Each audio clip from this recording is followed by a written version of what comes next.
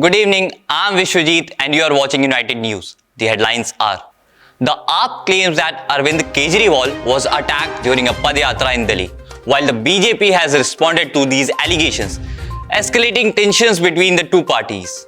Indian envoy Sanjay Verma says Canada resolved only 5 extradition requests for terrorists, described the tensions between India and Canada as a result of inaction by the Canadian government. Germany has raised its visa quota for skilled Indian professionals to 90,000 each year, making it easier for qualified workers from India to seek job opportunities in Germany. Cyclone Dana has uprooted trees and caused heavy rain in Odisha, leading to one death in Bengal. The storm has disrupted normal life in both states. India has announced the squad for Border-Gavaskar Trophy.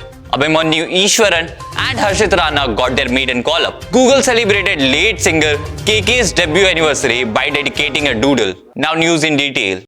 India has announced an extended 18-man squad for the 2024 Border-Gavaskar Trophy, a 5-match test series set to start on November 2022 in Perth. Regulars like Captain Rohit Sharma, Vice Captain Jasprit Bumrah and star batter Virat Kohli lead the lineup. However, the selection committee led by Ajit Agarkar made some surprising calls, especially with the omission of premier left-arm spinner Akshar Patel. Instead, India will rely on spinners R. Ashwin, Ravindra Jadeja and Washington Sundar.